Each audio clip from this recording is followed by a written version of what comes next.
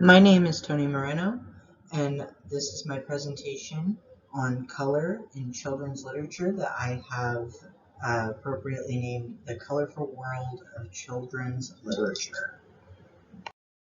Color within picture books can really increase the enjoyment that children have when they are being read to or when they are reading themselves.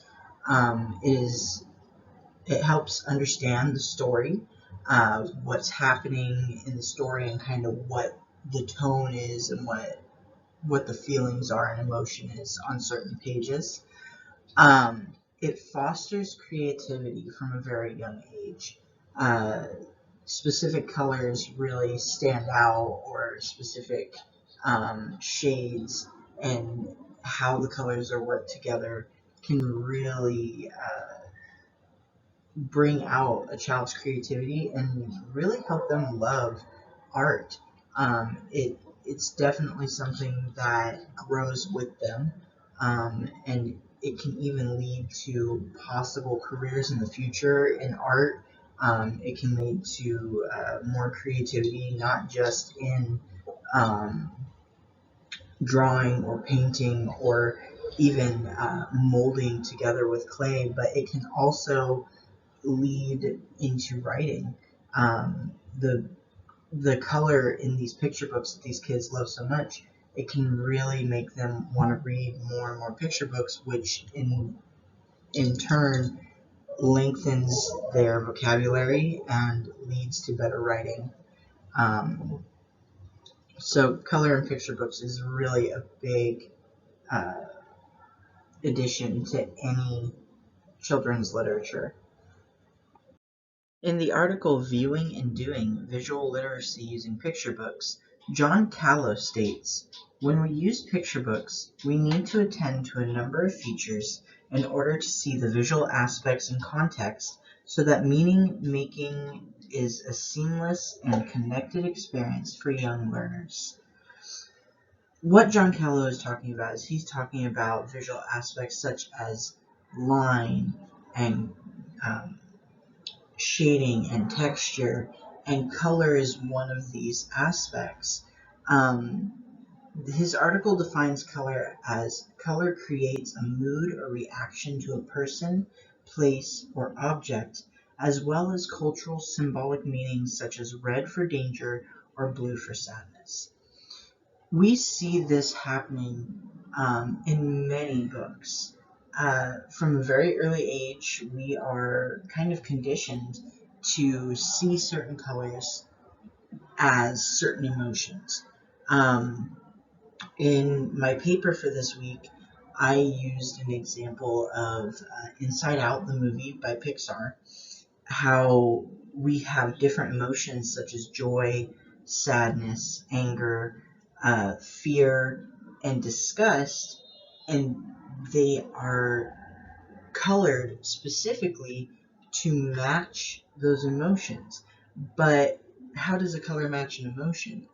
And that's just something that we have been taught from a very young age, like I said. So joy specifically is happiness, and yellow, like the color is yellow and bright, like the sun makes you think of joyful, right? Sadness is blue. What do you see in movies and in books when someone is sad? Sadness is often equated with the blue color or the gray, like rain clouds, and just raindrops are colored blue because it's gloomy. Um, we see disgust as green. When you think about something not tasting very good, you picture someone's face turning green, right? Because they don't feel good from it. So these colors really, it shows really how colors add to the understanding of stories for children. Uh, they could look at the page and it could be bright and colorful and all different colors, and they could say, "Oh, this is a good page. This is exciting. This is happy, right? You feel excited about it." But then you come to the next page and it's maybe some darker blues, darker colors, and you're just kind of like, "Oh, this isn't very happy." So John Callow really touches on how a child's understanding is influenced by not just line and texture, but also color as well. There are different types of color that are used in children's literature books, especially picture books. You have dark colors, light colors, vibrant colors, dull colors, and even some neutral colors.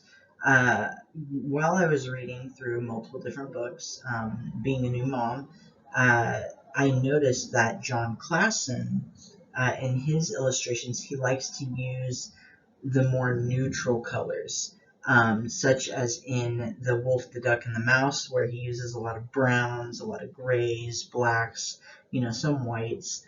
And then also in I Want My Hat Back, where he uses a lot of the same browns and the creams, uh, but he also uses some bright colors here and there to add to the picture or to bring um, attention to something. We look in I Want My Hat Back, where the bear has lost his hat and he can't find it. He goes around asking, "Have you seen my hat? Have you seen my hat?" And every other animal's dialogue is written in like a cream orange type ink, whereas when he comes to the rabbit, not only is Rabbit wearing a bright red hat, suspicious, but his dialogue is also written in red, which kind of brings the reader's attention to, hey, why is this character different? In the end of the book, we find out, spoiler alert, that Rabbit is the one who stole Bear's hat, and the red hat that he's wearing is Bear's hat. How Bear didn't realize that, we don't know. But um, even though we did not know until the very end of the book what Bear's hat looked like, we were able to kind of assume that Rabbit was wearing Bear's hat. Um, you see vibrant colors like in the rainbow fish. The rainbow fish has these beautiful scales that are actually like holographic in the book.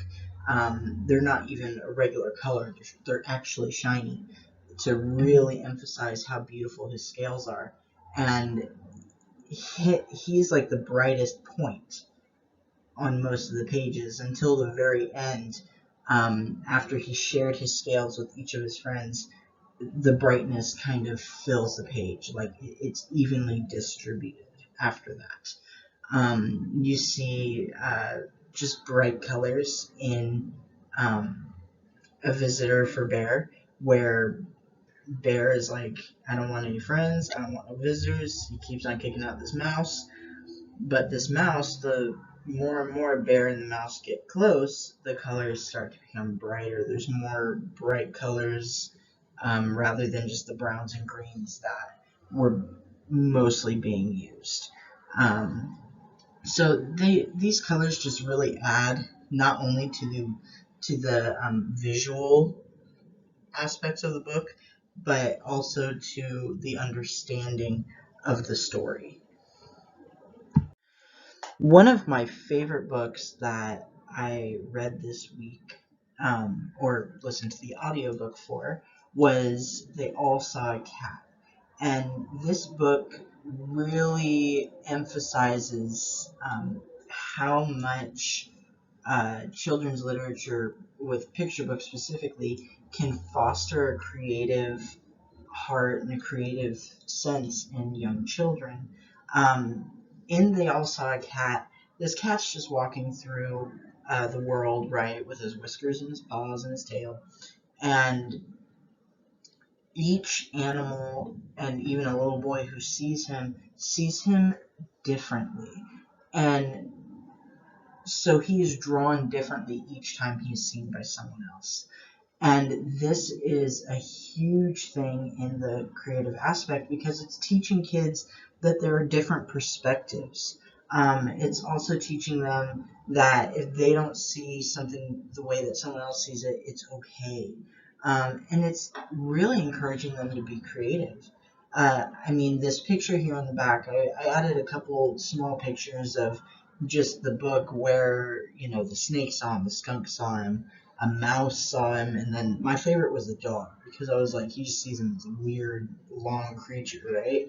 No wonder dogs chase cats. But these, like, this cat in the back, like the big picture, he's got all different colors. He's almost like a patchwork. Um, and it really shows kids that you don't have to have the same looking picture. A lot of the times these days, especially in preschool, there are these pre-made crafts and examples, and kids are taught to really just follow the example. Whereas this book really fosters the creative mind in that it can be different for you. It doesn't have to look the same. And so I really enjoyed this book in particular, and I wanted to add it on here, at least this picture, just to really show how it can foster picture books can foster a love for art and foster creativity in young minds. The conclusion to this last week and this week's work is that color is an important aspect of children's literature.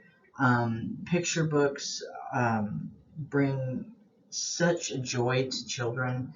It really fosters not only their creativity and their art, their love for art, but it fosters development.